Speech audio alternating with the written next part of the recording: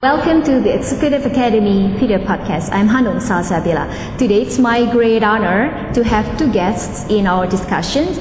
They are Professor Christopher Nachtsheim. He is a PhD in Operations and Statistics from the University of Minnesota, and he published several books and articles. And Dr. Nachtsheim has served as Associate Dean for Academic Affairs at the Carleton School and has taught in executive MBA programs in Europe and the US. And the other guest is one of the Executive Academy students.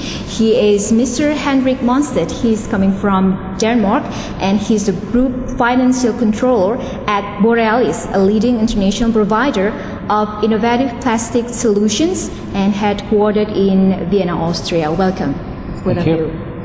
And today we're going to discuss about the data analysis and decision making. Okay, with this limited of time, I'd like to address my first question to Professor Nachtsheim. What are the key challenges that the Executive Academy are facing on doing the data analysis? Yeah, well, I think that there's a saying that I give my students, which is that companies today are drowning in data, but they're starved for information. They have warehouses of data that they collect that they don't do anything with.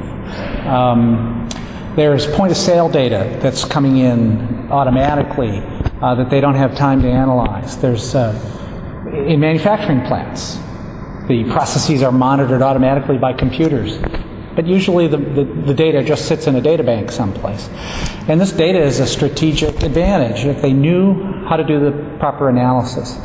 And so I think that's probably one of the main things that we have to teach, is that you need to take advantage of this data.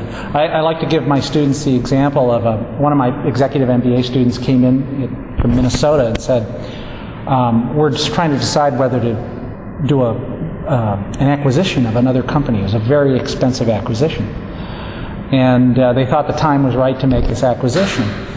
And he asked me to look at some data they had in their files, and I looked at the data which was on the market and how the markets were performing, and I was able to determine that it was the wrong time to make this acquisition, that the market was about to turn south, as we say.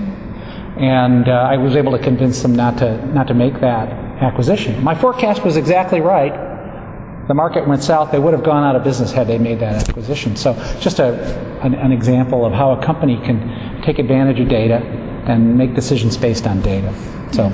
And what are the key learnings executive are usually taking away from your class? I mean, I think there's an appreciation for fact-based decision making.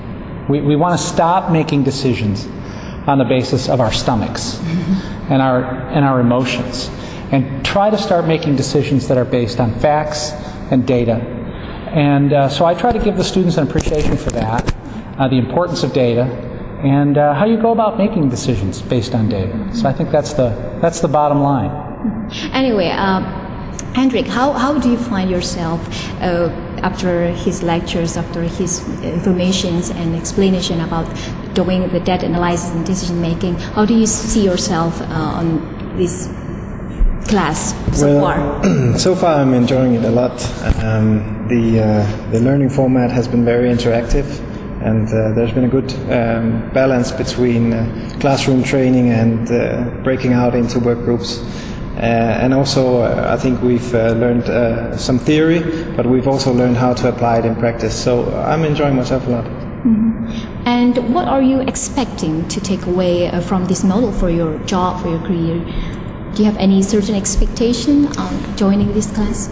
Well, before joining the class, I knew that I met statistics in my daily job, but I think what I've realized is that I actually meet statistics and large amounts of data much more frequently than I actually thought. Mm-hmm. And I think with what I'm learning here, the tools and everything else, I'll be in a much better position to make good use of that data, like it's said, to make a strategic advantage out of that data. So that's what I'm looking forward to. Okay, I think that answer wraps up our discussion today. Thanks for having all your insights and your experience on doing the data analysis and also the decision making.